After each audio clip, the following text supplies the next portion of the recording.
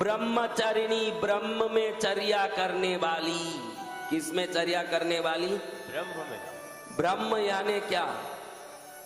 3 6 तप। क्या?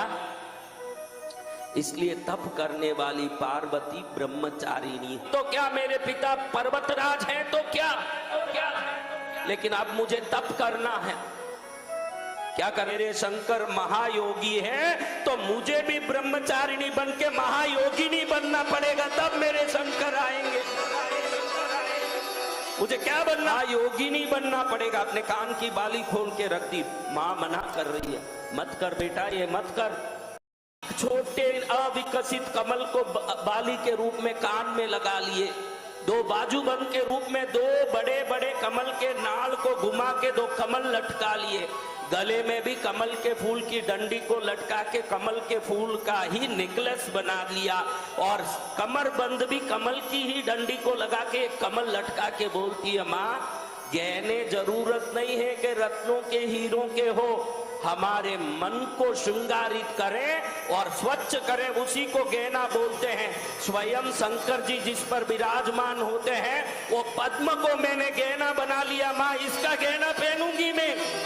द्वारा इतिहास शास्त्र पुराण वेद निर्मित हुए हो, वो भगवती स्वयं तपस्या करे तो वेद शास्त्र अनुरूप वो तपस्या करने के लिए स्वयं अपने हाथ से पार्थिव शिवलिंग की निर्माण करती है।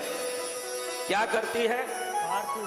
पार्थिव शिवलिंग की निर्माण करती है। इसी शिव सहस्त्र नाम को करके विष्णु ने चक्र पा लिया।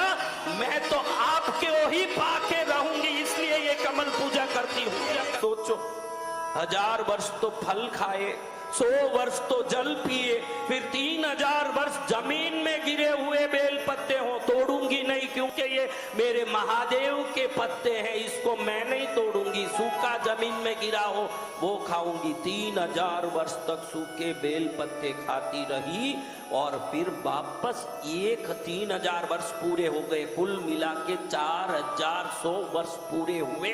तब मन में आया, प्रभु क्या अब भी आप लोग को जला रही है? इंद्र तो अपना आसन छोड़ के भाग गए हैं। आपको कोटि प्रणाम करता हूँ। ये नवरात्रि की रानी, ये नवरात्रि की नायिका, आपको ये ब्रह्मा प्रणाम करता है। आपको मैं सर्वश्रेष्ठ ब्रह्मचारिणी के रूप में प्रणाम करता हूँ। मैं आपको आश्वासन देता हूँ, कुछ ही समय में आपके पिता आपको ढूंढ के आएंगे, यहाँ पर तपस्थली ढूंढ के। आप उनके साथ घर चले जाना। कुछ ही दिन में नारद आएंगे, बड़े धूमधाम से आपके शंकर जी के साथ विवाह होगा, ये मैं आपको प्रतिज्ञा करता। अब स्वादिष्टान चक्र कहाँ है? आपकी पिशाच की जगह जहाँ है बराबर उसके पीछे।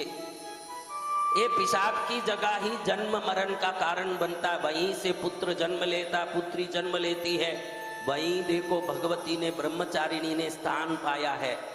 इसी जगह से भोग होता है, इसी जगह में भगवती का निवास है। ये कहती है कि इस जगह के इंद्रिय को वश में कर लोगे तो ये तप से पूरे संसार की सभी वासनाओं से मुक्त हो करके एक दिन भगवती का आश्रय और कृपा प्राप्त करोगे। इसलिए वो स्वादिष्टान चक्र में निवास करती है। कहाँ निवास करती है? स्वादिष्टान चक्र। मूलाधार चक्र 4 पांखुड़ियों का है। 4 पांखुड़ियों का मूलाधार चक्र है। जैसे एक फूल में पांखुड़ियां होते हैं ना, इन चक्र में भी पांखुड़ियां होते हैं। मूलाधार चक्र 4 पांखुड़ियों का है और ये स्वादिष्टान चक्र 6 पांखुड़ियों का है। 6 पांखुड़ियों का। इधर ब्रह्मचारिणी माँ रहती है। अब ब्रह्मचारिणी की बात मैंने कहा तो आपने समझ लिया होगा कि ब्रह्मा के कहने के कारण माँ जब प्रसन्न होके खड़ी हुई, उसी समय पर्वतराज का वहां माँ को ढूंढ के आना हुआ। बेटी बेटी, कई समय से ढूंढ रहे, मेरी बेटी कहाँ जाके तपस्या कर रही है। सामने देखो तो पार्थिव शिवलिंग सूर्य की तरह चमक रहा है और भगवती भी तपस्या से सूर्य की तरह चमक रही है। शिवलिंग पर पूजा करते करते भगवती की तप की शक्ति, शिवलिंग सूर्य की तरह चमक रहा है और तपस्या से भगवती का शरीर भी सूर्य की तरह चमके। पर्वतराज आश्चर्य में पड़ गए कि एक सूर्य तो आकाश में है और 2 सूर्य गुफा में कैसे आ गए हैं।